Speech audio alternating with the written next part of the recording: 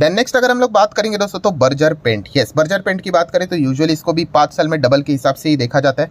कैसा चल रहा है 5 साल में 93, तो चलिए समहाउ डबल के आसपास ही चल रहा है। बट यस, यहाँ पे एक अलर्ट मेंटेन करना पड़ेगा। क्यों? क्योंकि इसके बिजनेस के ऊपर एक बहुत बड़ा अटैक यहाँ पे होते हुए देखने को मिल रहा है थ्रू बिरला ओपस। मतलब बिरला ओपस की अगर बात करें तो उन्होंने जब यहाँ पे एंट्री की थी, जो कि ग्रासिम इंडस्ट्री के अंडर ही यहाँ पे काम करता है, तो उन्होंने कहा कि हमारा जो फोकस है सेकेंड लार्जेस्ट पोजिशन कैप्चर करना है इन अ पेंट इंडस्ट्री।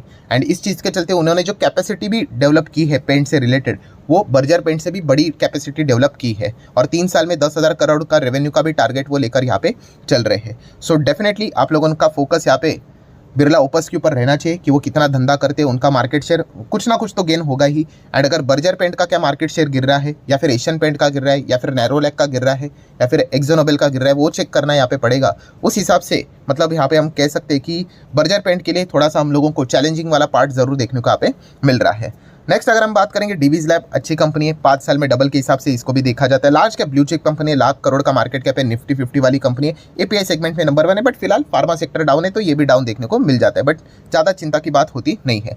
ब्लैक रोज इंडस्ट्री की बात करें, हाँ ये भी एक कंपनी कैसी है, ये बिगिनर्स के लिए बिल्कुल भी नहीं है भाई। एक micro cap nano cap type का स्टॉक है। ये स्टॉक कैसे होते हैं, एकदम सडनली कभी बड़ा ऑर्डर मिला तो एकदम रॉकेट, और अगर कुछ भी अगर ऑर्डर नहीं मिला तो ऐसे ज़मीन पे ही पड़े रहते हैं कई सालों तक। तो उस हिसाब से ये स्टॉक यहाँ पे रहते हैं। अगेन कह रहा हूँ दोस्तों, स्टॉक नहीं चल रहा है इसका अर्थ ये नहीं होता है लेबल लगाना कि कंपनी खराब हो गई या फिर बर्बाद हो गई। नहीं, आपको नेचर समझना है उस कंपनी का। अगर माइक्रो कैप नैनो कैप में जाओगे तो इस प्रकार के ही टॉर्चर यहाँ पे हम लोग को देखने को मिल जाती है। इसलिए तो इतने छोटे कंपनीज है वो, कि उनको लगातार ऑर्डर नहीं मिलते, और लगातार ऑर्डर मिलना भी मतलब उनके लिए थोड़ा बहुत मुश्किल यहाँ पे हो जाता है। प्लस उसमें देखा गया तो कंपनी भी केमिकल प्लस उसी के साथ साथ टेक्सटाइल इंडस्ट्री से जुड़ी हुई रहती है, और ये इंडस्ट्रीज भी कैसे चल रही है आपको यहाँ पे पता ही है। तो इसीलिए अंदाज़ा लग ही जाता है कि ये कंपनियाँ किस प्रकार का परफॉर्मेंस यहाँ पे देगी करके। नेक्स्ट अगर हम लोग बात करेंगे पेटीएम, अभी क्या ही बोलूँ, टाइम पास यहाँ पे हो जाएगा, ठीक है। पूरी तरीके से बिजनेस डिस्टर्ब होते हुए देखने को यहाँ पे मिल चुका है।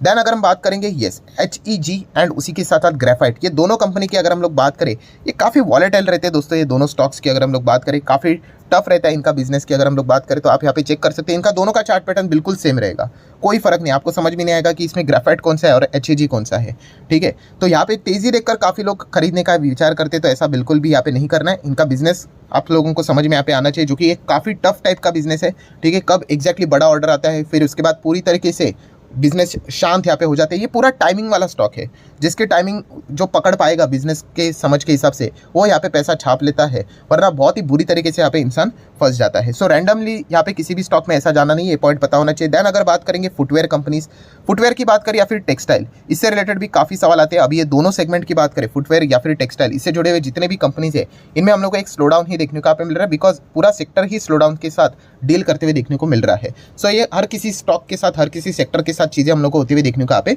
मिल जाती है। तो इसका अर्थ ये नहीं होता है कि बिजनेस खराब हो गए करके, ठीक है। हाँ, बुरा तो लगता है कि काफ़ी टाइम यहाँ पे हो चुका है, रिटर्न्स नहीं बन रहे करके, बट शेयर मार्केट में यही चीज़ें रहती है। इसलिए तो मैंने एक वीडियो भी बनाया था भाई, कौन सा, वही 5 चक्र वाला, कि आप किसी भी स्टॉक में चले जाओ, किसी भी मतलब किसी भी, आपको अल्टीमेटली इन चीज़ों के साथ डील करना ही है कि फ्लैट रहेगा स्टॉक, मंदी रहेगी, एक्सट्रीम मंदी रहेगी, तेज़ी रहेगी, एक्सट्रीम तेज़ी भी रहेगी। इन सबके साथ मतलब हर किसी स्टॉक के साथ ये सब चीज़ें यहाँ पे हो जाती है, ठीक है। आज कुछ स्टॉक ऐसे रहेंगे जो कि आपको बहुत खुशी दे रहे होंगे, भाग रहे होंगे, कोई बात नहीं, उनमें भी भविष्य में ये चीज़ें हो जाएगी, वो भी ओवर वैल्यूड हो जाएंगे, वो भी कंसोलिडेट करेंगे, फिर बोरिंग हो जाएंगे, फिर गिरेंगे, फिर थोड़े और गिरेंगे, तो ये चीज़ें होती रहती है। सो किसी भी स्टॉक में जैसे मैंने आप लोगों को बताया है कि अगर एग्जिट करना है तो एक ही चीज़ के चलते एग्जिट करना होता है, जब उसका बिजनेस पूरी तरीके से तबाह हो चुका होता है, या फिर इंटरनल इशू के चलते कंपनी का बिजनेस खराब हो गया, बाकी कॉम्पिटिटर काफ़ी अच्छा कर रहे हैं बट वो अच्छा नहीं कर रहा है, ठीक है, कुछ गड़बड़ी यहाँ पे हो चुकी है, तब एग्जिट करने का विचार यहाँ पे करना होता है। वरना शेयर मार्केट में आपने कदम रखा है तो ये चीज़ें चलती रहती है, हर वक्त तेज़ी तेज़ी तेज़ी नहीं रहती है, सब कुछ आप लोगों को हर किसी के साथ ये डील यहाँ पे करना पड़ता है। सो आशा करता हूं दोस्तों वीडियो हेल्पफुल लगा होगा, तो चाहो तो लाइक एंड शेयर कर सकते हो। मिलते हैं नेक्स्ट वीडियो में, तब तक के लिए बाय बाय।